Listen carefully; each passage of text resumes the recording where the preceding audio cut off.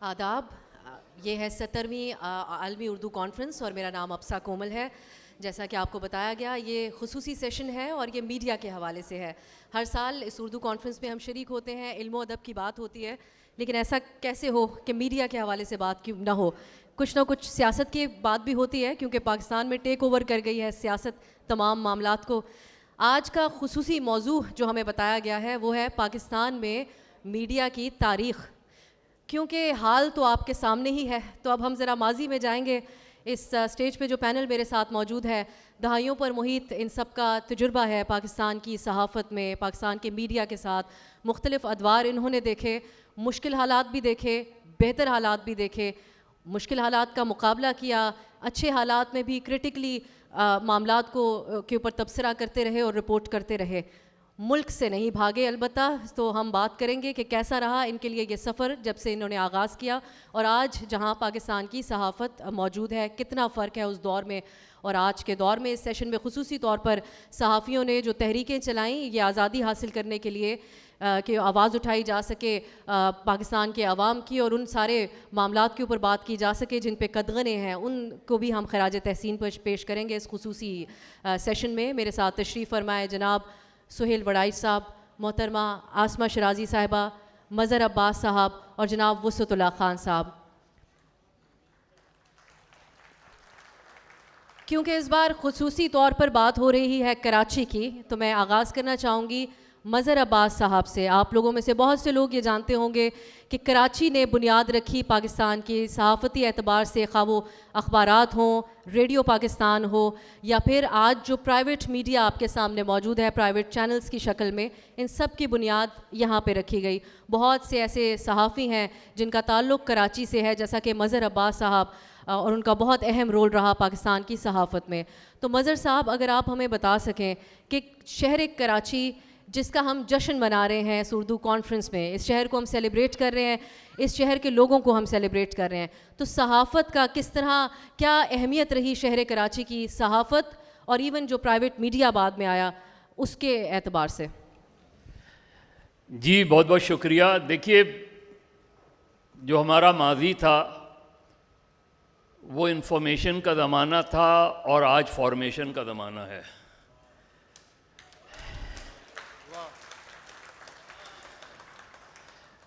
उस वक्त न्यूज़ जो थी और न्यूज़ रूम जो था उसमें एडिटर्स होते थे, उसमें न्यूज़ एडिटर्स होते थे, उसमें सब एडिटर्स होते थे, उसमें सिटी एडिटर्स होते थे।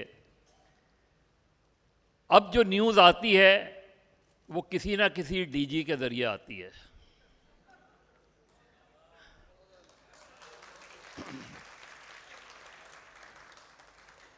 जिस शहर में हम बैठे हैं, इस शहर में पिछले साल एक किताब हमने सहाफ़ती तहरीक पर शाया की, from lay off to lashes, और उसी में उसका उर्दू भी वो है और उसमें उस ज़माने के जो 50 के करीब पुराने सहाफ़ी थे उनसे तहरीरें, उस ज़माने में किस तरह तहरीक शुरू हुई जिसका नाम Pakistan federal union of journalist था। और आप तसव्वुर करें कि ये वो ज़माना था जब पाकिस्तान को बने 1 साल हुआ था और पाकिस्तान में सबसे ज़्यादा अखबारात और रसायल 1948 में बंद किए गए। एडिटर्स गिरफ़्तार हुए, सहाफ़ी गिरफ़्तार हुए और जिसकी बुनियाद पे वहाँ जो कुछ सहाफ़ी दोस्त थे उस ज़माने में, हमारे सीनियर्स थे, जनाब एम ए शकूर साहब, जनाब असरार अहमद साहब, जनाब अहमद अली ख़ान साहब जो बाद में डॉन के एडिटर हुए, इन्होंने कहा कहीं कुछ हम सहाफ़ती जो लोग निकाले जा रहे हैं और गिरफ़्तारियाँ हो रही हैं उसके ख़िलाफ़ कोई लड़ाई लड़ी जाए। ये वो साथी थे जो पाकिस्तान बनने से पहले भी जर्नलिज़म में ही थे। तो उन्होंने जगह तलाश की। अखबार के दफ्तर में उस ज़माने में ये इजाज़त नहीं थी कि आप वहाँ किसी किस्म की यूनियन बना पाएँ। तो इधर कराची में SM लॉ कॉलेज वो लोग गए, उनके प्रिंसिपल से बात की, उन्होंने कहा जी आप कर लें मीटिंग यहाँ एक। जिस दिन मीटिंग का दिन मुकर्रर था। उस दिन जब गए तो कॉलेज के गेट पर ताला लगा हुआ था और प्रिंसिपल बाहर खड़े थे। तो प्रिंसिपल ने कहा कि देखिए जी, मेरी तरफ से तो आपको पूरी इजाज़त है, लेकिन इन लोगों ने यहाँ जो है इजाज़त नहीं दी। तो उनसे पूछा गया तो उन्होंने कहा जी ऊपर से हुक्म है। तो ये जो ऊपर से हुक्म है ये उस वक्त से आज तक चल रहा है।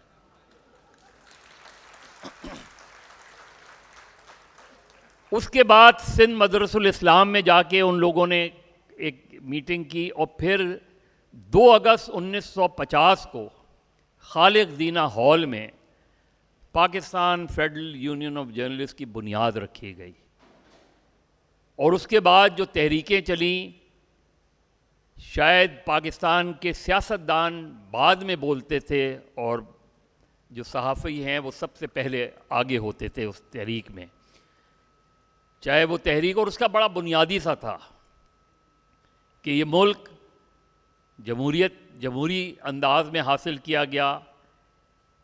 इस मुल्क में का जो बानी था उसने उस वक्त जब जलियांवाला बाग में गोली चली और उसकी ख़बर किल करने की कोशिश की और सेंसर की, तो कायदे आज़म ने कहा कि इससे बेहतर है कि अखबार ना निकाला जाए।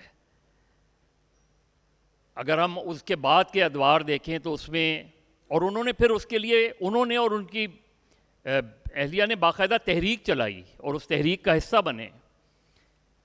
फिर उन्होंने जो पहला एडिटर मुकर्रर किया डॉन अखबार के लिए, वो एक एंग्लो इंडियन था, पोर्टलन जोसेफ। तो बहुत से मुस्लिम लीगियों ने कहा कि आपने इसको क्यों, ये तो कांग्रेस की तरफ इसका टिल्ट है।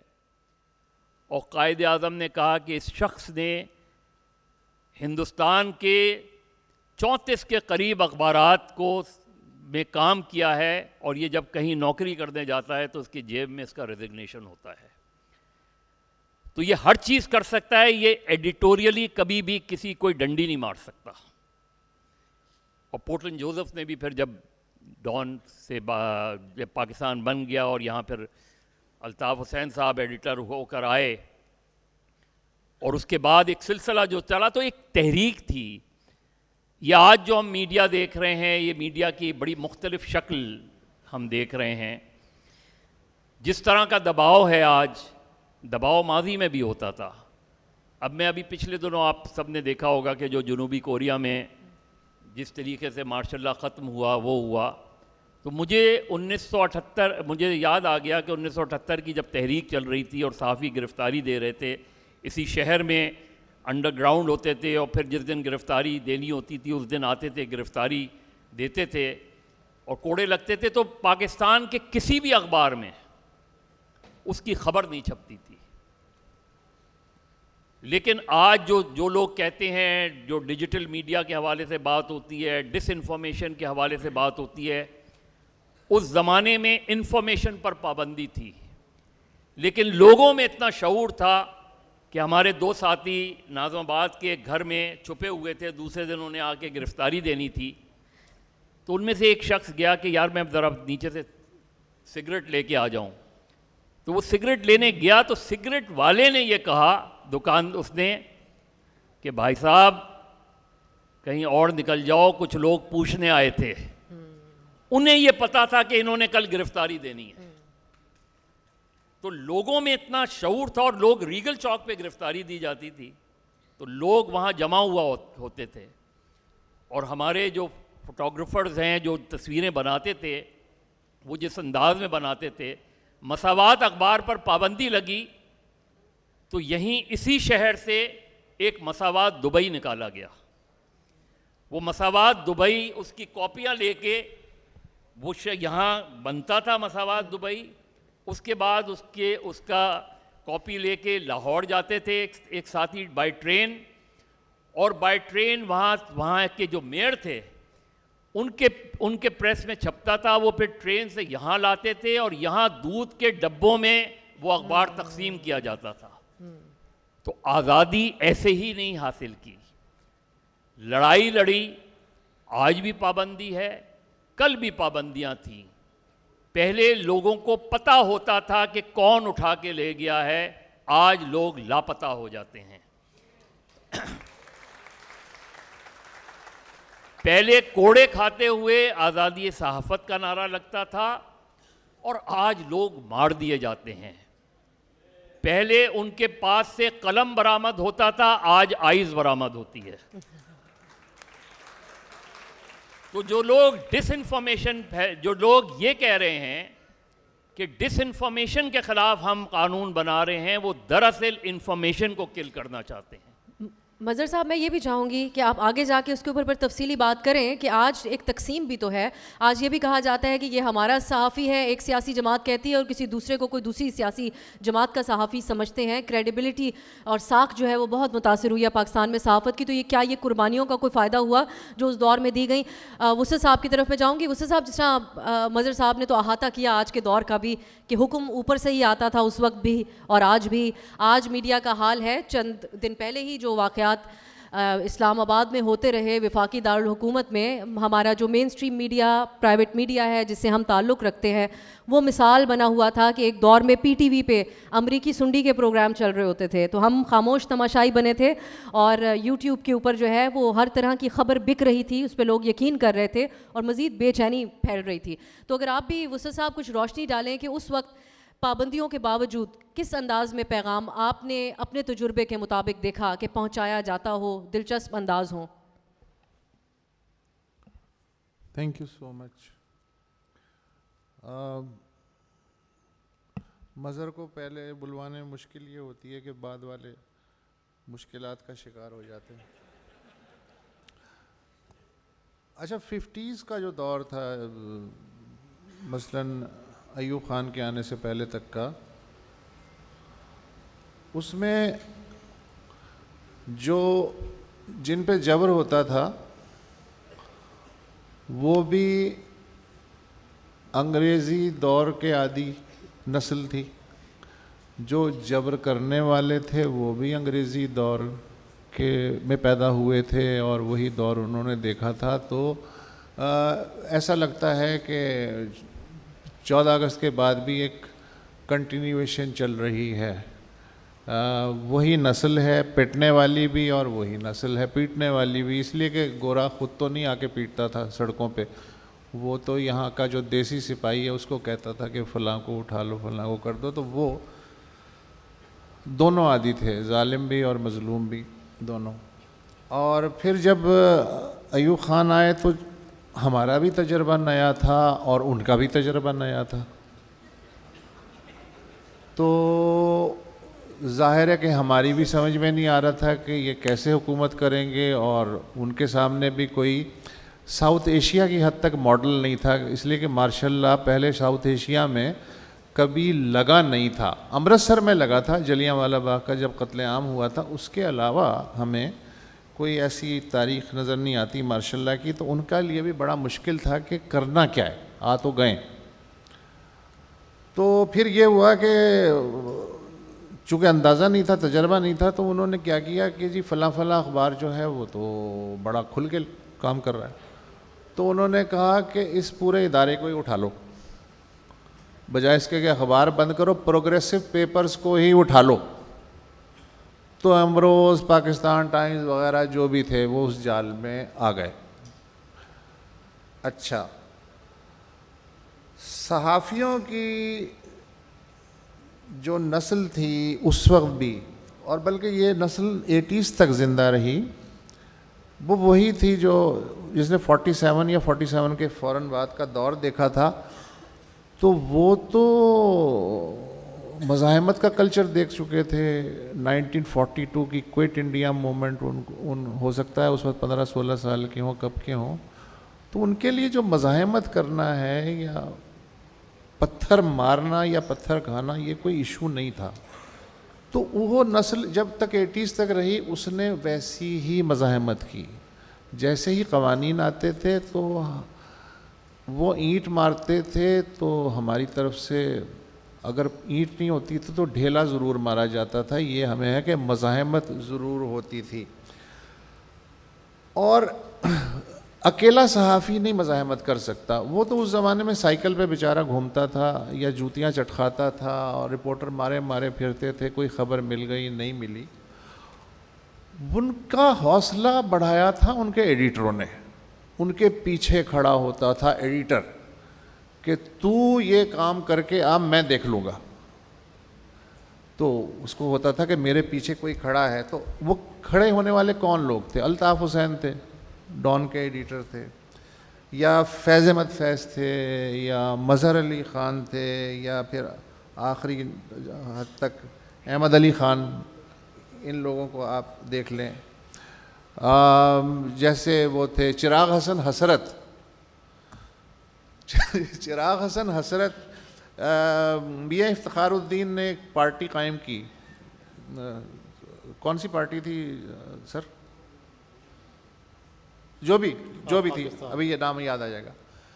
मियाँ इफ्तिखारुद्दीन के एमरोज़ का एडिटर चिराग हसन हसरत। तो मियाँ साहब ने शिकायत की, मालिक ने एडिटर से, कि मियाँ अपना हसरत साहब, अब हम इतने भी बुरे नहीं हैं, हमारी पार्टी भी थोड़ा बहुत तो कुछ कर रही है, उसकी तो कवरेज कर दिया करें कम से कम अपने अखबार में।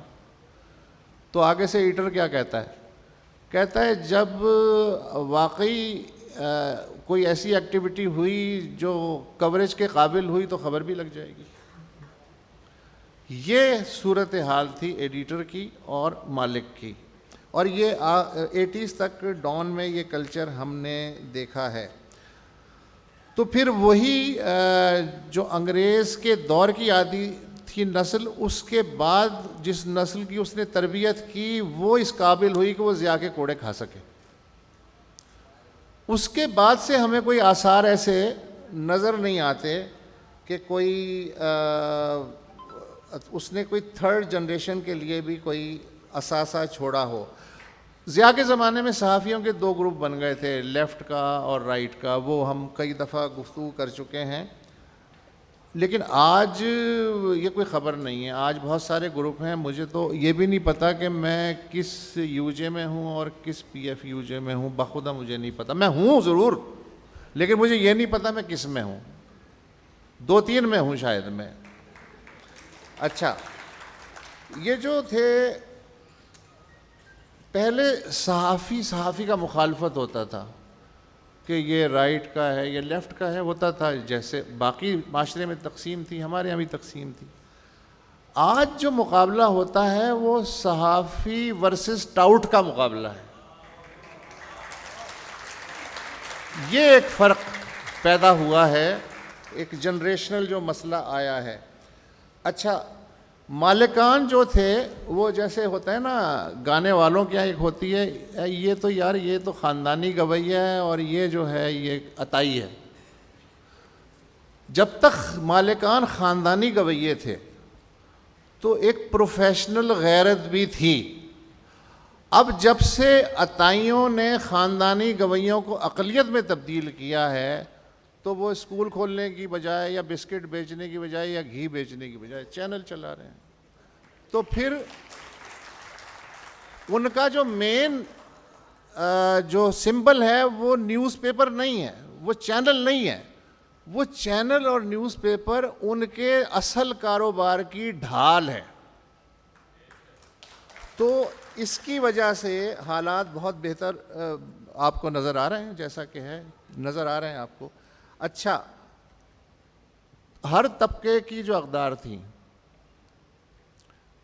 मसलन भुट्टो साहब हों या मौलाना मौदूदी हों, हुसैन शहीद सोहरवर्दी हों या लियाकत अली ख़ान हों, पैसे का लालच नहीं था किसी में। मसलन ज़ियाउल हक़ ने भुट्टो के ख़िलाफ़ 10 वाइट पेपर्स निकाले, 1,000 सफ़े के। तो प्रोफेसर गफूर साहब से मैंने कहा कि भुट्टो कितना करप्ट था। कहने लगे फाशिस्ट था, करप्ट तो नहीं था। तो मैंने कहा क्या मतलब? कहने लगे अगर वाकई फाइनेंशियल कोई घपला किया होता उसने तो ज़िया 11वां वाइट पेपर भी निकाल लेता। तो मैं कम से कम मेरी हद तक ये है कि भुट्टो साहब जो हैं वो पैसे के मामले में करप्ट आदमी नहीं थे। क्या आज हम इस यकीन के साथ किसी के बारे में भी कह सकते हैं? तो फिर यही चीज़ जो है हम लोगों में भी आ गई है। अब प्रेस क्लब में पार्किंग को जगह नहीं मिलती, पहले हम लोग हसरत से देखते थे 40 साल पहले, यार 2 ही गाड़ियाँ खड़ी हैं, हमारी किस्मत कब बदलेगी। तो ये हालात हो गए भाई। आप कितने सहाफ़ती यूनियंस का हिस्सा हैं, आपको ज़रूर अच्छे तरीके से याद होता अगर आपका भी किसी प्लॉट की स्कीम में नाम आता या कुरानदाजी में नाम सामने आ रहा होता। वुसत साहब, आसमा साहिबा, आपका अब एक मुख्तलिफ दौर था जब आपने आगाज़ किया। जनरल मुशर्रफ ने प्राइवेट मीडिया के हवाले से जब उस वक्त बुनियाद रखी गई और उनका जो उस हवाले से स्टांस था, एक तासुर ये दिया जाता था कि शायद जनरल साहब बहुत आज़ादी सहाफ़त जो है उसके वो चाहते हैं कि आज़ादी सहाफ़त हो, लोगों को आज़ादी हो बात करने की। लेकिन ये इसकी क्या असल हकीकत थी उस वक्त में, क्या वजह थी कि उस वक्त प्राइवेट मीडिया बनने दिया गया और उसका क्रेडिट भी जनरल साहब जो है लेते रहे कि मेरे शुक्रगुजार होना चाहिए मीडिया को। इसके बाद अब जिस तरह एडिटर के रोल की बात की गई यहाँ पर, क्या इसको आपने महसूस किया कि प्राइवेट टीवी मीडिया के अंदर, टीवी चैनल्स के अंदर जो मालिकान का रोल रहा, फिर उसके बाद सेठ का, और अब आज गुज़रते वक्तों के साथ हम देख रहे हैं कि रियल एस्टेट वाले, बिस्किट बनाने वाले और बेकरी चलाने वालों का भी जो है वो टीवी चैनल्स हैं, तो कितना उसने इफ़ेक्ट किया हमारे सहाफ़त को? बहुत बहुत शुक्रिया। बज़र साहब और वुसत साहब के बाद बोलने की गुंजाइश तो नहीं है, मगर कुछ हक़ाइक़ जो है वो ज़रूर सामने रखने हैं। पहले जो सहाफ़त थी वो सहाफ़त थी, अब उसमें पॉपुलर जर्नलिज़म भी शामिल हो गया है। अब उसके अंदर तालियां हैं, लाइक्स हैं, व्यूज़ हैं। अब उसका एक नया शशका है, उसकी एक नई सेलिब्रिटी लुक है, और उस सेलिब्रिटी लुक जो है उसके अंदर हक़ाइक़ मस्ख़ भी होते हैं, हक़ाइक़ तोड़े मरोड़े भी जाते हैं। उसके अंदर आप अनपॉपुलर बात भी नहीं करते, आप गैर मकबूल बात नहीं करते। पहले हमें आमरीत का सामना था, अब हमें फिस्ताइयत का सामना है। पहले हमें फ़ौजी कॉल करते थे, अब भी करते हैं। पहले वो डराते धमकाते थे, अब भी डराते धमकाते हैं। लेकिन अब उसके साथ जो है वो फैक्टर्स और एक्टर्स बढ़ गए। अब हमारे लिए जो है वो सबसे ज़्यादा बड़ा जो चैलेंज है वो फ़ेक न्यूज़ भी है, वो सियासी और समाजी फिस्ताइयत भी है, जिसमें कि आपके सच बोलने के ऊपर कदगन लगाई जाती है। और हमें ये तस्लीम कर लेना चाहिए कि आज हम आमरीतों के ख़िलाफ़, जर्नैलों के ख़िलाफ़, उनकी सहाफ़त के अंदर उसको प्रागंदा करने के हवाले से जो उनका किरदार था, है और रहेगा, हम उसके ऊपर तो बात करते हैं, लेकिन हम समाजी फिस्ताइयत के ऊपर बात नहीं करते। हम उन क़ुव्वतों के बारे में आज भी खामोश हैं जिनको चैलेंज करने से ना हमें लाइक्स मिलते हैं, ना हमें व्यूज़ मिलते हैं, ना ताली बजती है, और ना ही लोग खुश होते हैं, क्योंकि वो पॉपुलर जर्नलिज़म है और पॉपुलर जर्नलिज़म का हम शिकार हो चुके हैं। पहले इसको तस्लीम कर लेते हैं, फिर इसके बाद आगे बढ़ते हैं। हमने जब सहाफ़त का आगाज़ किया तो रेडियो पाकिस्तान से किया, और रेडियो पाकिस्तान में सहाफ़त तो नहीं थी उस वक्त, हम प्रोग्राम करते थे। अलबत्ता ये कि ज़ुबान, बयान और अल्फाज, तलफ़ुज़, इसके ऊपर बात होती थी। पाकिस्तान टेलीविज़न से किया तो पहली असाइनमेंट जो थी वो रेफ़रेंडम को कवर करने की थी मुशर्रफ साहब को। तो पहला जो बीपर दिया मैंने, तो उस पर मैंने कहा कि यहाँ तो कोई लाइनें नहीं लगी, कोई वोट नहीं देने के लिए आया। मैं लाइव थी, फ़ोन कट गया, और उसके बाद से मैं कभी टेलीविज़न, पाकिस्तान टेलीविज़न पे अपीयर नहीं हुई। यहाँ पे कुछ लोग बैठे हैं पाकिस्तान टेलीविज़न के, वो इस बात की शायद गवाही भी देंगे। दूसरा, उसके बाद जियो टीवी आया और आज़ाद सहाफ़त शुरू हुई। हमारी खुशकिस्मती है कि हमें एडिटर का इदारा मिला, हमें गाइड करने वाले अज़हर अब्बास थे, हामिद मीर साहब जैसे हमारे बॉस थे, और हमें बताने वाले लोग थे कि आपने कलम कैसे पकड़ना है, बात कौन सी कहनी है। चूँकि मिनटों सेकंडों के अंदर, क्योंकि हमने अखबार से भी थोड़ा काम किया और रेडियो भी था और टेलीविज़न भी आया, और उसके बाद जब ये मीडियम आया तो इसके अंदर ये था कि बीपर देना है आपने, और 2 मिनट के अंदर आपने बीपर देना है। और यकीन कीजिए ताली उस वक्त भी बजती थी, व्यूज़ उस वक्त भी पड़ते थे। हम बाहर जाते थे, हमें लोगों ने पहचानना भी शुरू कर दिया था, क्योंकि जियो आते ही एक ब्रांड बन गया था। लेकिन वो जो ज़िम्मेदारी हमें एडिटर ने सिखाई थी, हमने उसको पकड़ने की कोशिश की। और फिर हमने वो भी देखा कि जब जनरल मुशर्रफ साहब का ये जो दौर था, उसमें चूँकि हर मार्शल लॉ की, हर आमरीत की एक खूबी होती है कि वो कहीं ना कहीं थोड़ी थोड़ी वेंटिलेशन देता रहता है। आज़ादी इजहार जो है या कलमाए हक़ जो है वो सामने पूछ के कहने की इजाज़त मिल जाती है, सो मालकान हों, सेठ हों, जो भी हों, वो पूछ के थोड़ी थोड़ी इजाज़त जो है वो देते रहे। यहाँ तक कि 2007 में इदारे ने सोचा कि अब जो है वो सहाफ़त जो है वो उसको आज़ाद कर दिया जाए, क्योंकि एक मूवमेंट शुरू हो चुकी हुई थी। और वो मूवमेंट भी कुछ दिन पहले किसी ने कहा पाकिस्तान में इनकलाब आने वाला है। मैंने कहा पाकिस्तान में कोई इनकलाब GHQ के रास्ते के बग़ैर नहीं आता। पाकिस्तान में कोई इनकलाब GHQ के पूछे बिना नहीं आता। पाकिस्तान में कोई इनकलाब जो है वो आप रावलपिंडी की इजाज़त से कलमाए हक़ आप ना लिख सकते हैं ना कह सकते हैं। हाँ, बहुत सारे लोग हैं, सरफिरे लोग हैं जो कि हर दौर के अंदर मातून ठहरते हैं, लेकिन वो अपनी बात कहते हैं और वो कहते रहेंगे। वो अनपॉपुलर बात हो सकती है, वो गैर मकबूल बात हो सकती है, उसके ऊपर लाइक्स नहीं मिल सकते, उस पर व्यूज़ नहीं मिल सकते, उसके ऊपर ताली नहीं बच सकती, मगर वो कह रहे हैं। क्योंकि वो अगर आमरीत के ख़िलाफ़ बात कर रहे हैं तो वो फिस्तायत के ख़िलाफ़ भी बोल रहे हैं। वो आधा सच नहीं कह रहे।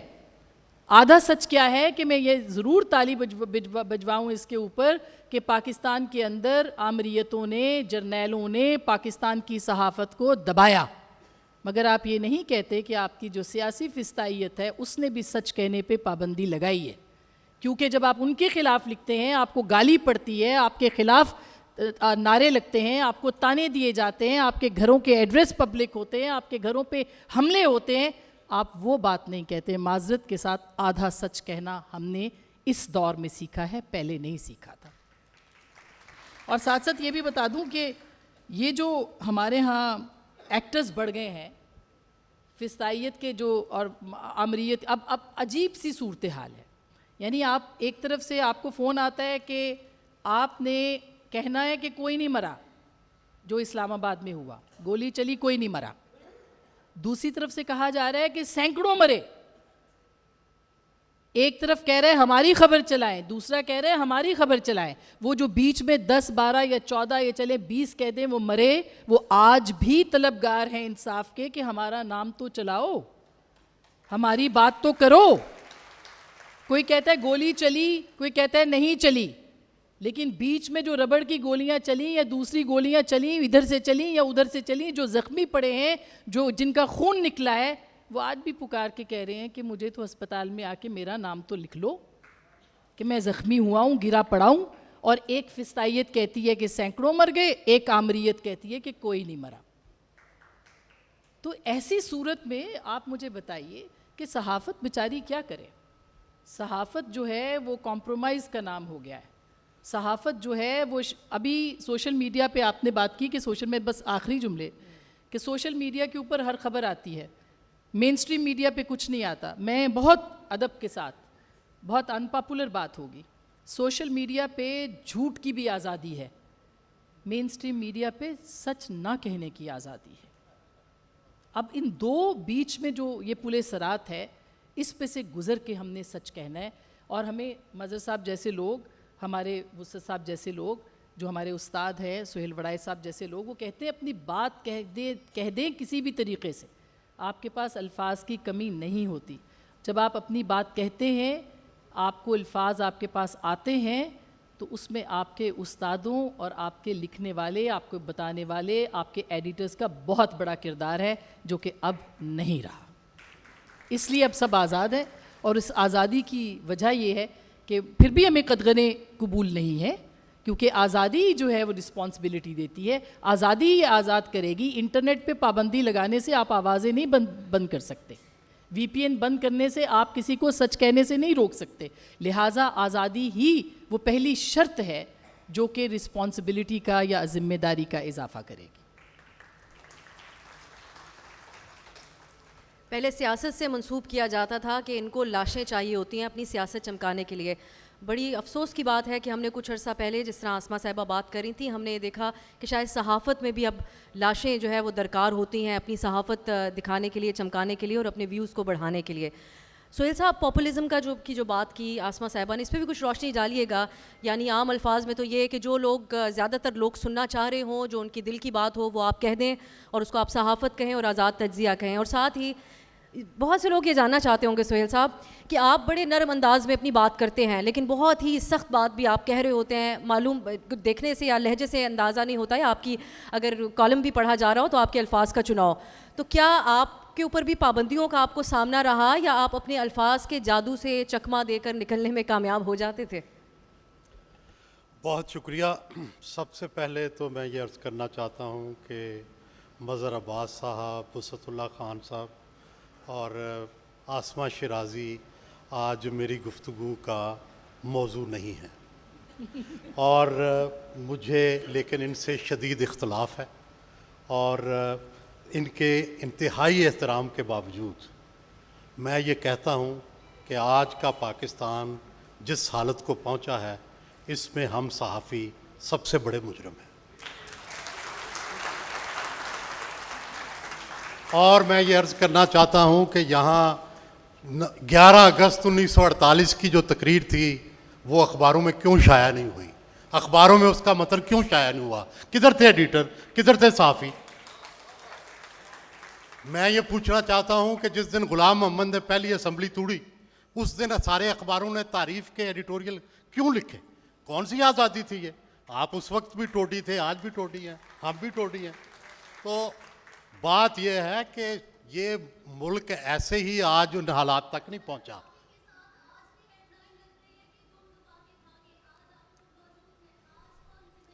मेरा ख्याल है कि या तो आप तकरीर कर लें या मुझे करने दे दें। जी, कोशिश करेंगे आखिर में सवालात बाकायदा तौर पे आप लोगों के होंगे। हाँ, लेकिन ये तो मुनासिब नहीं है सोहेल साहब आप कंटिन्यू कि करें। तकरीर के दौरान ही आप तकरीर शुरू कर दें।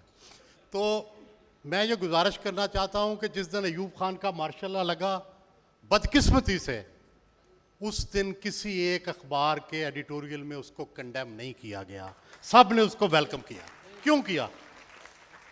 मैं ये पूछना चाहता हूँ कि जनरल ज़ियाउल हक के 11 साल में किस अखबार ने उसकी मुखालफत की? किसी ने नहीं। ये लोग अलग हैं, ये जो 3 लोग हैं, इसलिए ये मेरा मौजूद बहस नहीं है। सवाल तो ये है कि मजमूई तौर पर अदालत ने, मजमूई तौर पर फ़ौज ने, मजमूई तौर पर मुआशरे के तमाम तबकात ने जिस तरह का ज़वाल की तरफ हमारा सफ़र जो है उसको धक्का दिया, उसमें हम भी पीछे नहीं रहे। मैं इसकी ज़िम्मेदारी कबूल करता हूँ और कहता हूँ कि आज की सहाफ़त उस सहाफ़त से बेहतर है। ये आपको बड़ा बुरा लगेगा, लेकिन गुजारिश ये है कि क्यों? सवाल ये है कि आज आपको हर नुक्ता नज़र मिल जाता है, सोशल मीडिया पे मिल जाता है, मीडिया पे मिल जाता है। उस वक़्त सिर्फ एक नुक्ता नज़र मिलता था जो हुकूमत चाहती थी, जो एस्टेब्लिशमेंट चाहती थी। आज आपको अपनी मर्ज़ी का चैनल, अपनी मर्ज़ी का सोशल मीडिया, आपको मुख्तलिफ आरा अगर आप देखना चाहें तो वह सब मुयस्सर है। तो मैं समझता हूँ कि डाइवर्सिटी ऑफ व्यूज़ जो है और मुख्तलिफ आरा, वो ज़्यादा बेहतर आज़ादी है बजाय सिर्फ एक नुक्ते की आज़ादी कि आप एक ही राग गाएं, आप एक ही साज बजाएं, आप एक ही गाने के बोल दोहराएं। नहीं, मुख्तलिफ गाने, मुख्तलिफ साज, मुख्तलिफ राग, जो आपको अच्छा लगता है वो सुन लें। आपके पास वैरायटी मौजूद है। तो मैं समझता हूँ कि बावजूद पाबंदियों के हमारे पास फ़ौज की पाबंदियाँ हैं, जैसे अभी कहा आसमा शिराज़ी साहबा ने, सकाफ़ती पाबंदियाँ हैं, मजहबी पाबंदियाँ हैं, तहजीबी पाबंदियाँ हैं, हमारी घरेलू पाबंदियाँ हैं। कितनी कितनी पाबंदियाँ हैं जिनसे हमको गुज़रना पड़ता है। मैं किसी एक्टर से सवाल कर लूँ तो मेरी बीवी लड़ती है, मैं किसी आलम दीन से सवाल कर लूँ तो मजहबी तबकात लड़ते हैं, मैं किसी सियासतदान से लड़ूँ, सियासतदान से बात करूँ तो वो उस सियासी पार्टी वाले गाली निकालते हैं। किसी पे तनकीद के 2 अल्फाज लिख दिए जाएं तो वो कहते हैं ये हमारा मुखालिफ है, ये तो लिफाफी है।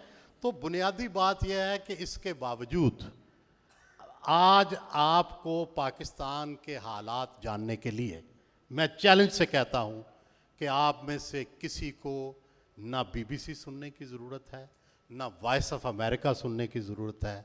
आप पाकिस्तान के चैनल और पाकिस्तान के सोशल मीडिया से पूरी कहानी जान सकते हैं। जब तक ये आज़ाद मीडिया नहीं आया था, मुझे बचपन में याद है, हम रात को BBC सुना करते थे, हम ऑल इंडिया रेडियो सुना करते थे, हम बाहर के रेडियो जो है वो जानते थे। हम वाशिंगटन पोस्ट से पाकिस्तान के हालात जाना करते थे, अब उससे बेहतर हालात हैं। अगर आप खोज लगाएं तो आपकी पूरी कहानी आपको कहीं ना कहीं से मिल जाती है। 278 लाशें हैं या 10 लाशें हैं, अगर आप चाहें तो आप तहकीक कर सकते हैं कि कौन कितना झूठ बोल रहा है। आप ये अगर चाहें तो इसी मीडिया से आप तलाश कर सकते हैं कि रबड़ की गोलियां चली या असली गोलियां चली। क्या हुआ, जो हमारी सबसे बड़ी मलका और हमारी रूहानी रहनुमा हैं, क्या वो वहीं खड़ी रहीं या वहाँ से चली गई, ये भी आपको आसानी से पता चल सकता है। तो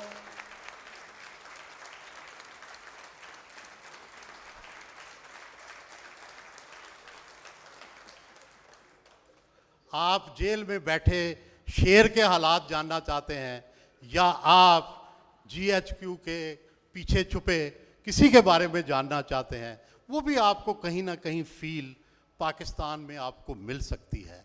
तो बुनियादी बात यह है कि आप आज की सहाफ़त को बुरा ना कहें। हमने पिछली सहाफ़त भी देखी है और आज की सहाफ़त भी देखी है। पिछली सहाफ़त के ये रोशन सितारे तो हमारे आइडियल हैं, लेकिन जो गुमराह सितारे थे उनको हम मुस्तरद करते हैं और वो मेजॉरिटी में थे। ये तो चंद थे, तो इनको ये चंद जो थे इनकी तो चलती नहीं थी। तो भाई आज मेजॉरिटी अब लोग जो हैं वो अपनी ओपिनियन का इजहार करते हैं, चाहे उन्हें गालियाँ निकालें, चाहे उन्हें जेलें भेजें। और आज का मीडिया पहले से बहुत बेहतर है, पहले के सहाफ़ियों से बहुत से आज के सहाफ़ी बेहतर हैं। लेकिन हम कोई आइडियल नहीं हैं, हम कोई फरिश्ते नहीं हैं, हम कोई सबसे अच्छे नहीं हैं। हम भी उसी तरह के हैं जैसे आप हैं, बस अपने आप को देख लें और हमें देख लें, बस हम वैसे ही हैं। मज़हर साहब, क्या वाकई ही बल्कि मुबस्सिर साहब कुछ ऐड करना चाह रहे हैं? मैं कुछ अर्ज़ करना चाह रहा था। देखिए आप ये मैं पहले अच्छा, बोल लूँ, इसलिए कि फिर मैं नहीं बोल पाऊंगा।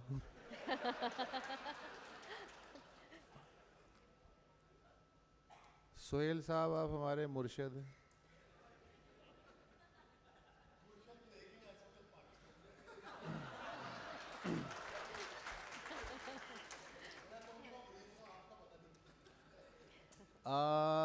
ये बात आपकी दुरुस्त है कि पहले जो भी मीडिया था वो उसे सरकारी मीडिया ही समझ लें। आधी सदी पहले जो भी था, प्राइवेट इदारे भी थे लेकिन वो भी ज़ाहिर है उसी ब्रैकेट में थे, सरकारी मीडिया का ही राज था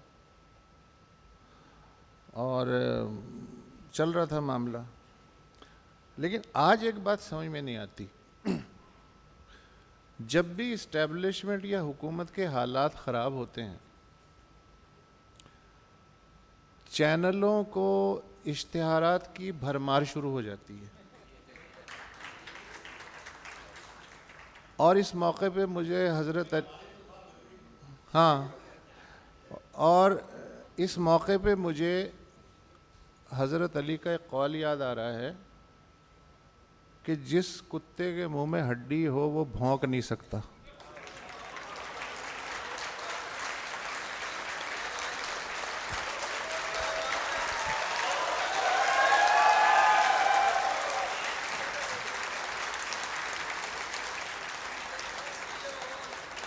अच्छा, 50 साल पहले ये बात आपकी दुरुस्त है, सब सरकारी सहाफ़ी थे सिवाय निसार उस्मानी, मिनाज बन्ना टाइप कुछ पागलों को छोड़ के, सब जाहिर है कि अपनी नौकरी बचाते थे। आज आपको नहीं लगता कि ज़्यादातर हमारे आसपास, हम चार को छोड़ के ऑब्वियसली हमारे आसपास पैरा शूटर्स हैं और उनके ऊपर पैरा ट्रूपर्स हैं। तो सिस्टम कुछ ऐसे चल रहा है। ये जो हम कह रहे हैं कि जी 26 को ये हो गया, वो कह रहे हैं कि जी 400 मर गए, ये कह रहे हैं 0 मर गए, ये बात भी दुरुस्त है। जो लोग करगिल में अपने शहीदों को ऑन नहीं करते,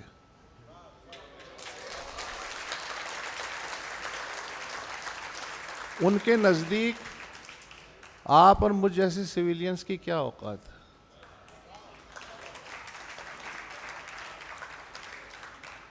अच्छा, इस्टेब्लिशमेंट हर दौर में इनसिक्योर रही है, तभी तो वो कवानीन बनाते हैं, तभी तो वो जकड़ते हैं हम लोगों को। लेकिन यहाँ इस वक्त नेक्स्ट लेवल है। मसलन तालिबान या बलूच अलहदगी पसंदों से इन्हें इतना खौफ नहीं है जितना डिजिटल टेररिज्म से है। ऐसा पाकिस्तान में पहले कभी नहीं हुआ, और उसके बावजूद जितनी रस्सियाँ सख्त करते जा रहे हैं, हालांकि तुफैली मीडिया है, आपकी बात दुरुस्त है कि सब जो हैं वो सरनगू हैं, उसके बावजूद वो रस्सियाँ कसते जा रहे हैं, कसते जा रहे हैं, कसते जा रहे हैं, मगर इनसिक्योरिटी नहीं ख़त्म होके दे रही। कल तक तो नहीं होके दे रही थी कि फॉर्मेशन कमांडर्स हुकूमत को कह रहे हैं कि इनको लिए मज़ीद सख्त कवानीन बनाए जाए, यानी अब तक जो कवानीन बने हैं उनसे भी वो ख़ुद को महफूज नहीं कर रहा है।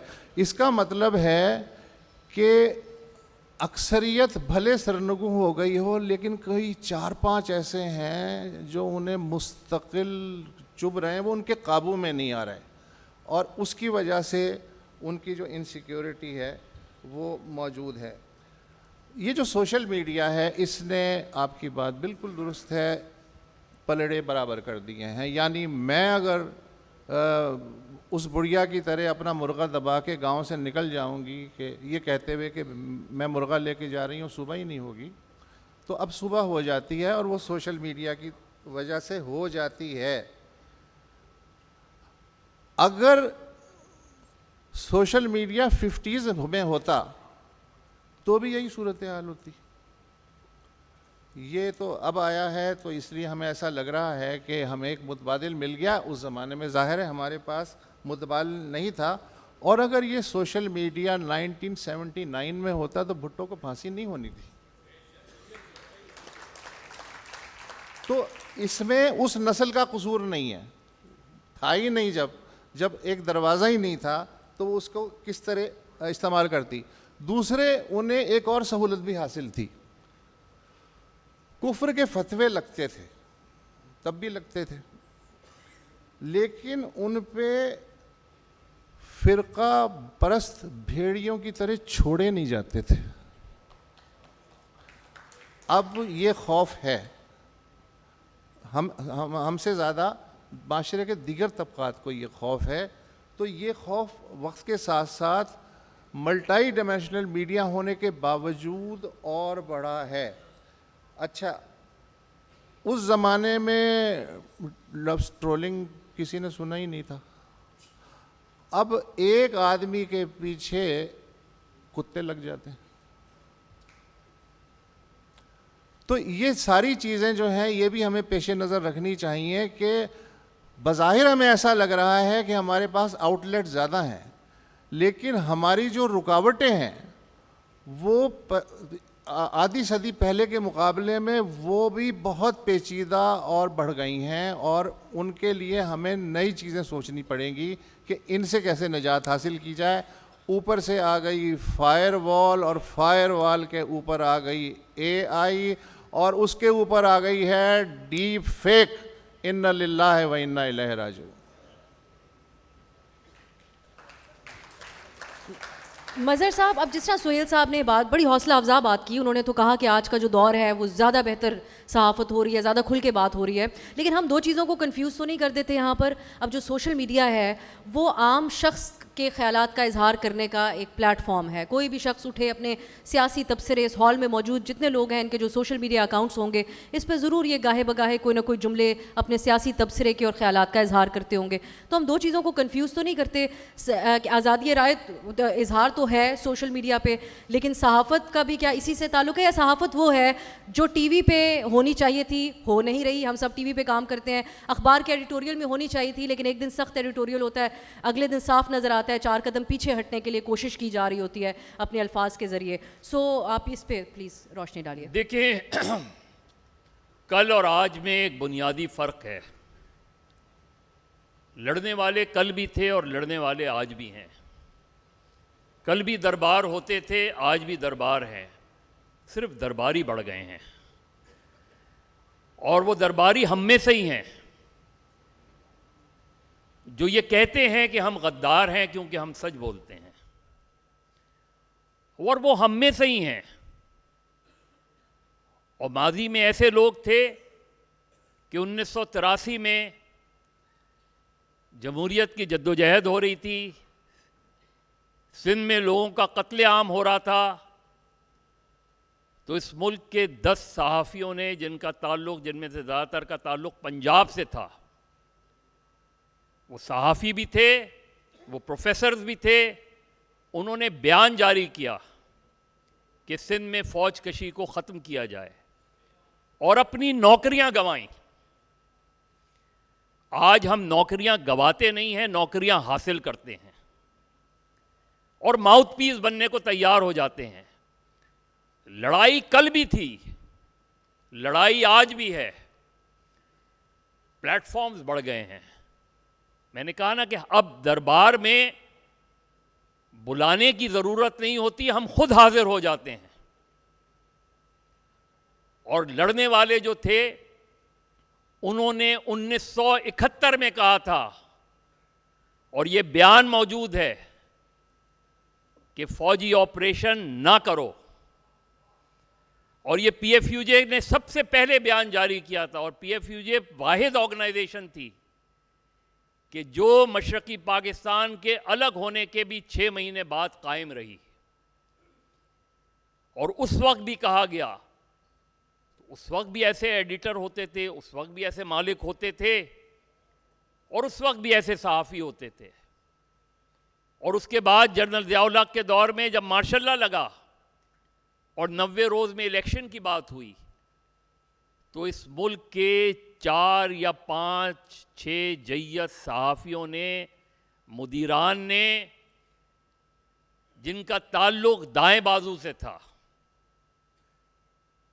और मुझे नाम लेने में इसलिए कोई आड़ नहीं है क्योंकि उनमें से ही एक ने मेरे सामने एतराफ़ किया, जिनमें मुजीबुर रहमान शामी साहब थे, जिनमें मुस्तफ़ा सादिक साहब थे, जिनमें मोहम्मद सलाउद्दीन थे, जिनमें अल्ताफ़ हुसैन कुरैशी थे।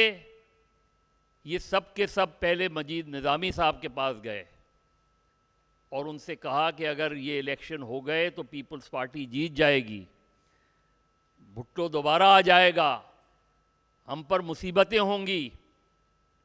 और फिर उन्होंने जनरल ज़िया-उल हक़ से मुलाकात की, और लाहौर में मुलाकात हुई। उसके पीछे, उस जहाँ मुलाकात हो रही थी, पीछे बेगम नुसरत भुट्टो का जलसा चल रहा था। तो जब उन्होंने कहा कि इलेक्शन मुलतवी कर दें, तो ज़िया-उल हक़ ने कहा कि राय अम्मा क्या कहेगी। तो उन्होंने कहा राय अम्मा तो आपके पीछे नज़र आ रही है, लेकिन अगर इलेक्शन मुलतवी करेंगे तो राय अम्मा हम बनाएंगे। तो इस मुल्क में हमेशा से फस्तायत भी रही है, सियासी भी और गैर सियासी भी। इस मुल्क में आमरियत भी रही है, सिविलियन भी और नॉन सिविलियन भी। लेकिन इस मुल्क में लड़ने वाले भी रहे हैं कि जो फांसी चढ़ते हुए जियो भुट्टो का नारा लगाते हुए गए। ऐसे सियासी कारकुन भी रहे हैं। मशरक़ी पाकिस्तान का जो अलमिया है, जो फेक न्यूज़ की बात करते हैं, आज जो डिसइंफॉर्मेशन की बात करते हैं, पाकिस्तान में मैं हमेशा बरमला कहता हूँ, पाकिस्तान में ministry of information is ministry of disinformation. इसको ख़त्म कर दें अगर डिसइंफॉर्मेशन ख़त्म करनी है। ये सोशल मीडिया लोगों का एक्सप्रेशन है। सोशल मीडिया पॉलिटिकल पोलराइजेशन हो गई है, सोसाइटी की पोलराइजेशन हो गई है। आपको गालियां भी पड़ती हैं। आप बलूचिस्तान में, आपको पता है सहाफ़ी किस अंदाज में काम करता है कि उसे जो कलअदम तंजीमें हैं उनकी तरफ से भी धमकी मिलती है कि इस तरह हेडलाइन छपेगी, और उसे इंटेलिजेंस एजेंसी से भी धमकी मिलती है कि इस तरह हेडलाइन नहीं से छपेगी। वो कहते हैं कि हम, और निशाना बनाया उन्होंने, सबसे ज़्यादा सहाफ़ी बलूचिस्तान में मारे गए। और बदकिस्मती से इस मुल्क के जो चीफ जस्टिस ऑफ पाकिस्तान रहे हैं, जस्टिस काजी फाइज ईसा, वो बलूचिस्तान हाई कोर्ट के चीफ जस्टिस थे। उनके सामने एडिटर्स गए जब उन पे दहशतगर्दी का मुकदमा कायम हुआ उन एडिटर्स पे, और उन्होंने कहा कि जी ये तो बताएं, उन्होंने कहा जी आप कलअदम तंजीमों के बयानात कैसे छाप सकते हैं? उन्होंने क्या ये रियासत मुझे बचा सकती है क्या अगर मैं नहीं बयान छापूं? तो वो बयान छापता है तो एजेंसीज उठा के ले जाती हैं और लापता हो जाते हैं, और बयान नहीं छापता तो कलअदम तंजीमें मार देती हैं। तो जो वर्किंग जर्नलिस्ट है जी, वो नौकरी जाए ना जाए, तनख्वाह मिले ना मिले, वो अपना काम करता रहा और जान देता रहा। जो दरबारी थे वो आज भी दरबारी हैं और माशाल्लाह बड़ी अच्छी तनख्वाह भी ले रहे हैं। तो दरबार और दरबारी में फ़र्क रह गया।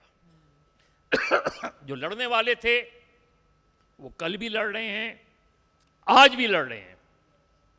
क्योंकि बेसिकली बस मैं इस पे बात ख़त्म करूँगा कि मेरा कलम नहीं तस्बीह उस मुबल्लिग की जो बंदगी का भी हरदम हिसाब रखता है। मेरा कलम नहीं मीज़ान ऐसे आदिल की जो चेहरे पे दोहरा नकाब रखता है। मेरा कलम तो अमानत है मेरे लोगों की, मेरा कलम तो इबारत मेरे ज़मीर की है। इसीलिए तो जो लिखा तपा के जहाँ से लिखा, जभी तो लोच कमा का ज़बान तीर की है। मैं कट गिरूं कि सलामत रहूं, यकीन है मुझे कि ये हिसारे सितम कोई तो गिराएगा। मैं कट गिरूं कि सलामत रहूं, यकीन है मुझे कि ये हिसारे सितम कोई तो गिराएगा। तमाम उम्र की ईज़ा नसीबियों की कसम, मेरे कलम का सफ़र रायगा न जाएगा।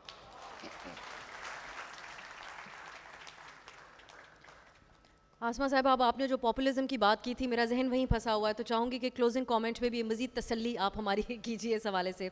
अब जो यहाँ पर बात हुई, इससे पहले भी बात हुई, एक सियासतदानों की तरफ से भी एक नेकी और बदी की जंग बना दिया गया सियासी सपोर्ट को, और बिलखुसूस वो सियासतदान जो इस्टेब्लिशमेंट के शागिर्द रहे उनकी तरफ से ये रवैया देखा गया।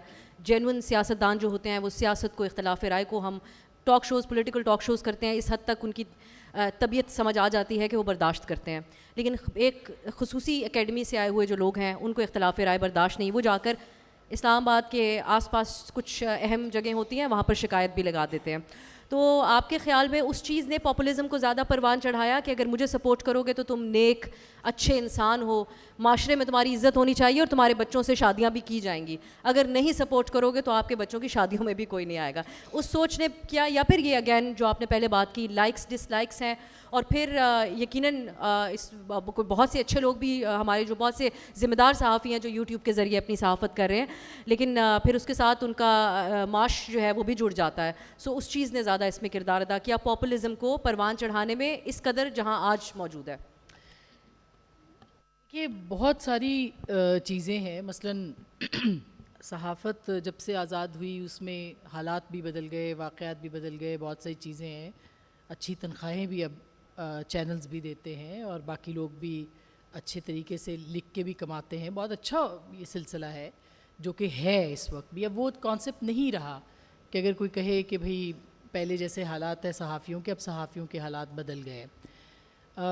ये भी एक बहुत तल्ख़ हकीकत है कि अब लिफाफों के अंदाज़ भी बदल गए। यानी पहले अगर लिफाफे बुला के दरबारियों को दिए जाते थे तो अब उसका एक मैकेनिज़्म भी बना दिया गया है और वो मैकेनिज़्म मौजूद है। अब एक भरपूर, अब बहुत डिटेल में बात नहीं कर सकती, यहाँ बैठा हुआ हर शख्स जो है वो बड़ा समझदार है कि ये जो यूट्यूब पे कमाने का ज़रिया है इसमें सब नहीं, मगर जो मखसूस जिन पे हम सब बहुत से लोग एतराज़ करते हैं वो एक पूरा मैकेनिज़्म है जिसके अंदर वो ब्राइब जो है वो आ रही है और उसने सहाफ़त को बिगाड़ा है। मसलन ये जो नए नए जमहूरी और नए नए हमें नज़र आते हैं जिनकी जमहूरियत, आइन पसंदी, इंसानी हुकूक पसंदी 2022 अप्रैल के बाद हमें नज़र आई है। उससे पहले वो उन्हीं के कहने पे सियासतदानों को गंदा भी कहते थे। वो कहते थे हमें फ़ाइलें दिखाई गई थी कि फ़लाना करप्ट है, मगर उन्होंने जुर्रत ना की उस वक्त पूछने की कि फ़लाना जो है वो करप्ट है और जिसकी फ़ाइल आप दिखा रहे हैं इसका मैं ख़ुद भी जाके तहकीक करूं कि ये करप्ट है या नहीं है। फिर उनकी जमहूरियत जागी, इंसानी हुकूक जागे, उनके बाकी चीज़ें जागी, और वो उस वक्त गद्दारी के फतवे भी बांटते थे। ये सुहेल बड़ाई साहब बैठे हैं, ये मज़हर अब्बास साहब, ये वुसत साहब बैठे हैं, खुद मैं भी, हामिद मीर साहब गवाह हैं कि हमें कितनी बार गद्दार कहा गया है, और आज भी कहा जा रहा है, ऐसा नहीं कि नहीं कहा जा रहा। कितनी बार हम पे इल्ज़ामात लगाए गए हैं और आज भी लगाए जा रहे हैं। क्या वजह है? क्या हम पॉपुलर जर्नलिज्म नहीं कर सकते? अब साहब अपनी ये अहलियत नहीं है कि आप कोई एक आधा ट्वीट कर दें और उसके बाद फिर आप देखिए उसके बाद क्या होता है आपके साथ, है ना? ये मैं तो इस खौफ से बैलेंस करती हूँ, एक एक जुमला बस यही तो, ऐसी मुनाफकत से अदा करती हूँ कि बचत हो जाती। लेकिन यही तो नहीं हो पा रहा अब यही तो मंजूर नहीं है। एक कैंप कहता है हमारे पास आ जाओ, दूसरा कैंप कहता है हमारे पास आ जाओ, एक कैंप कहता है हम आपको तहफ़्फ़ुज़ देंगे, दूसरा कैंप कहता है हम आपको तहफ़्फ़ुज़ देंगे। बीच में जो बैलेंस करके बात करता है, जो ये कहता है कि बंदे मरे हैं और जो ये कहता है कि सैकड़ों नहीं मरे हैं, और जो ये कहता है कि सैकड़ों मरे हैं, और जो कह रहा है बिल्कुल नहीं मरे हैं, जो बीच वाला है ना, जो सच कह रहा है, वो आज भी जो है वो ताइब है, वो आज भी मातून है, उसको आज भी गाली पड़ रही है। तो इससे कोई घबराना नहीं चाहिए। और जो फेक न्यूज़, देखिए इसको एडमिट कीजिए कि झूठी खबर एक बहुत बड़ा अलमिया है। हम ये तो कह रहे हैं कि पाबंदियां हम पे लगाई गई हैं, पूरी दुनिया में पाबंदियां लगाई जा रही हैं, मैं उसकी बिल्कुल फेवर में नहीं हूँ, लेकिन हम क्या एहतसाब करते हैं ऐसे लोगों का जो कहें कि खून की नदियाँ बह गईं और 4 दिन के बाद वो ट्वीट करें कि इसकी रिजेम्बलेंस को, इसके साथ ना तशबीह को बस ऐसे ही समझा जाए? क्या हम एहतसाब हमें नहीं करना चाहिए? क्या फेक न्यूज़ मसला नहीं है कि आपने एक लाहौर के अंदर बच्ची का रेप करवा दिया, स्टूडेंट्स बाहर निकल आए, आज मुझे बता दें, हम तहकीकाती सहाफ़ी यहाँ माजिद निज़ामी बैठे हैं कहीं पे जी, इनसे पूछिए वो रेप वाली लड़की कहीं मिली कि नहीं मिली। हमने खुद फ़ोन किए हैं, हमने खुद लोगों से जाके पूछा है, मगर अनफॉर्चुनेटली उसने पाकिस्तान के अंदर फसाद करवाए हैं। कल बरतानिया में आप देखिए क्या हुआ कि नस्ली फसादात शुरू हो गए और किस तरह से उन्होंने उसका तदारुक किया। तो हम जब मसलों की निशानदही करते हैं तो हमें उसका हल भी बताना चाहिए, और इसका एक बहुत आसान हल है। इसका हल ये नहीं है कि रियासत इस आड़ में, फेक न्यूज़ की आड़ में, जो सही सहाफ़त कर रहे हैं उन पे पाबंदियां लगाए, और ऐसा होगा। ये कानून उन लोगों के लिए नहीं बन रहा जो AI की तस्वीरें बना रहे हैं, वो फैसिलिटेटर्स हैं। ये कानून उनके लिए बन रहा है जो सच कह रहे हैं, जो कह रहे हैं, जो तहकीक के बाद कह रहे हैं कि नहीं, गोली भी चली और बंदे भी मरे, हाँ तादाद बेशक जितनी भी है, जो कम है जो ज़्यादा है, जो सही बात कर रहे हैं। तो ये उनके लिए ये फैसिलिटेटर्स हैं, ये बेटर्स हैं, ये मददगार हैं उन कुव्वतों के जो कि हमेशा से आज़ादी इजहार को पाबंद करना चाहते थे। और कल ये पाबंदियां हम पे लगेंगी, हम सब पे लगेंगी, उन पे नहीं लगेंगी जो फाइलें देख के बताते थे कि करप्शन हुई या नहीं, वो जाके टीवी पे प्रोग्राम करते थे। तो मेरा ख्याल है कि ये हमें इसको ज़रूर सोचना चाहिए, और ये इसका हल आप सब बड़े हमारे जो सीनियर लोग हैं इसका हल भी बताएं कि हमारे अपने इदारों के अंदर, ठीक है सोशल मीडिया के ऊपर कोई पाबंदी नहीं, मगर आज भी मेन स्ट्रीम मीडिया के ऊपर गलत खबर चलने के इम्कानात इंतहाई कम हैं। और उसकी वजह ये है कि वहाँ पे छन्नी में खबर छन के जाती है, वहाँ पे सनसनी नहीं फैलाई जाती है, वहाँ पे झूठ को फिर भी चेक किया जाता है कि भाई ये झूठ तो नहीं है।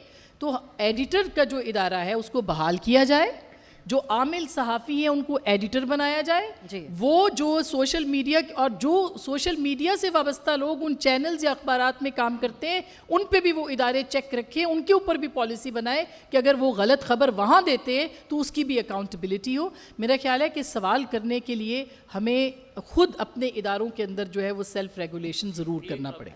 एक सिर्फ मैं सिर्फ हल की बात कर रही थी, सिर्फ एक हल जो 2008 से बता रहे हैं, और मैंने ज़ाती तौर पे 2008 के बाद से जितने भी मिनिस्टर ऑफ इंफॉर्मेशन आए हैं, जितने भी सेक्रेटरी इंफॉर्मेशन आए हैं, उनको बाकायदा डॉक्यूमेंट की शक्ल में ये सजेशंस भी दी और सबकी तरफ से सजेशन दी कि मीडिया कंप्लेंट्स कमीशन बनाएं।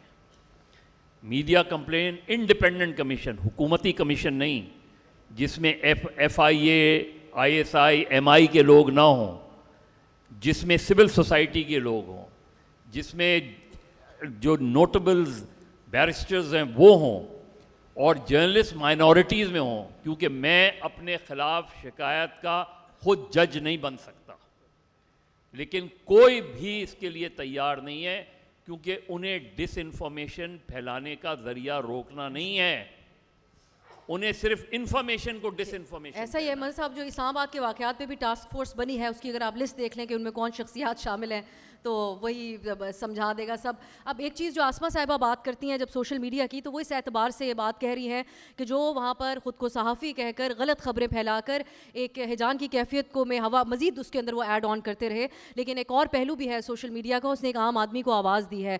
जो दुनिया भर के अंदर जो ताकतवर हल्के समझे जाते हैं, उनकी आंखों को बहुत खटकती है कि एक आम आदमी है और सवाल भी करता है। तो ये इस एतबार से तो सोशल मीडिया ने ज़रूर एक नई जहद जो है वो मुतारिफ़ कराई, जिसने सिटीज़न जर्नलिज्म को भी परवान दिया, और इसको जितना सराहा जाए वो कम है। सोहेल साहब, क्लोजिंग कमेंट आपका होगा, लेकिन अब आप ये फरमाइएगा कि अगर टीवी मीडिया के ऊपर और आपके जो हमारा अखबारात हैं उनके ऊपर मुकम्मल आज़ादी हो, और जो भी जीनियस लोग बैठकर ये फ़ैसला करते हैं कि आज ट्रांसमिशन रोक दी जाए, तो लोग जो है शुतुरमुर्ग की तरह रेत में सर दबा लेंगे, उनको पता ही नहीं होगा बाहर हो क्या रहा है।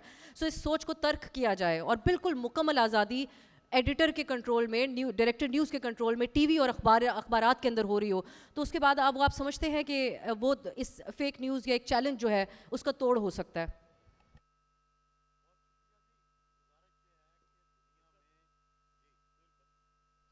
दुनिया में कोई आज़ादी आपको तोहफे में नहीं मिलती, आज़ादियाँ छीननी पड़ती हैं, और लोग ताकतवर जो आज़ाद हो उससे आज़ादी छीनते हैं। क्वेश्चन ये है कि सोसाइटी आपकी आज़ादी में आपका साथ देती है या नहीं देती। मैं बड़ी माजरत से अर्ज़ कर रहा हूँ कि अभी बात हुई सहाफ़ियों की मूवमेंट की, अभी बात हुई बड़े बड़े नामवर लोगों की, क्या मुआशरे ने उनका साथ दिया? क्या जिस दिन फ़ौज और उस वक़्त की हुकूमत ने मिल के जियो पे पाबंदी लगाई, क्या कोई मुआशरे का एक भी जुलूस निकला?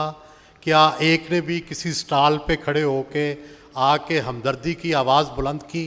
क्या किसी ट्रेड यूनियन ने, क्या किसी सोशल मीडिया फोरम ने कभी हक में आवाज़ बुलंद की? जब गालियां पड़ रही होती हैं हम सहाफ़ियों को, जब हमले हो रहे होते हैं, जब हर जुलूस के बाद अखबारात के दफ्तर पे पत्थर पड़ते थे, तो क्या किसी ने पत्थर रोकने के लिए अपने आप को ज़ख्मी किया? जब सोसाइटियाँ अपने किसी हक की हिफाजत नहीं करती, तो फिर उन सोसाइटियों का यही हशर होता है जो यहाँ हो रहा है। कोई तबका अकेला नहीं लड़ सकता। आप ये कहें कि सिर्फ सहाफ़ी लड़ते रहें, सिर्फ सियासतदान लड़ते रहें, सिर्फ जनाब फलां तब वकील लड़ते रहें, नहीं, जब वकील लड़ रहे थे तो सहाफ़ी भी साथ लड़ रहे थे। लेकिन जब हम पर कहर टूटा तो जज भाग गए, जब हम पर कहर टूटा तो अवाम भाग गए। भाई ऐसे नहीं होता। बात यह है कि जब तक ये आज़ादियाँ किसके लिए हैं? हर शख्स के लिए। अगर फ़र्ज़ करें आपको इतलात ही ना मिलें तो आज किस तरह आप बाखबर होते। लेकिन ये आज़ादी का जो हक है इसका तहफ़्फ़ुज़ करना पड़ता है। आप ये कहें कि बस 4 लोग फांसी चढ़ गए, बस वो जाने और वो जाने, नहीं, उन 4 लोगों की फांसी घाट पे जाके फूल चढ़ाने पड़ते हैं। फ़लस्तीन क्यों आज तक लड़ रहा है? कभी उनके कब्रिस्तान जाके देखें कि उनके कब्रिस्तानों में मेले हैं। आज भी उनके कब्रिस्तान में इस तरह से हजूम होता है, वहाँ फूल हैं, वहाँ नाम हैं, वहाँ बच्चे हैं, वहाँ लोगों का रश है। तो सोसाइटियाँ जब तक मुआशरे के सच बोलने वाले लोगों का साथ नहीं देती, वहाँ आज़ादियाँ नहीं रहती। सुकरात अकेला था, सुकरात ज्यूरी में हार गया। सुकरात के साथ सिर्फ 4 बंदे थे एथेंस में जिन्होंने साथ दिया, लेकिन यूरोप ने उन 4 बंदों का, उन 5 बंदों को, सुकरात को ज़िंदा रखा। सारे एथेंस की ज्यूरी जिसने सुकरात को जहर के प्याले की सज़ा दी थी, उनके नाम तारीख़ से मसख कर दिए, किसी का नाम नहीं मिलता। बुनियादी बात यह है, सुकरात का नाम जिंदा है, यहाँ किसका नाम आप जिंदा करते हैं? जो बेचारा फांसी चढ़ जाता है, जो बेचारा जेलें भुगतता है, जो बेचारा नौकरी से जाता है, क्या किसी ने उसके घर पे जाके फूल चढ़ाए हैं? क्या किसी ने उसके घर पे दस्तक दी है? क्या कभी सोसाइटी ने उसको दिलासा दिया है? आप चाहते हैं सब अकेले अकेले मर जाएं, मर जाएंगे हम तो मरने के लिए तैयार हैं, लेकिन फिर याद रखिएगा सोसाइटी भी मर जाएगी, और हम उसी तरफ जा रहे हैं। बहुत बहुत शुक्रिया। हम चाह तो रहे थे कि आखिर में सवाल जवाब के लिए वक्त मिले, लेकिन वक्त ख़त्म हो चुका है। उम्मीद करती हूँ कि आपके जहनों में अगर कोई सवाल हो तो उसके जवाब इस पैनल की तरफ से आया होगा। आप सबकी आमद का बहुत बहुत शुक्रिया।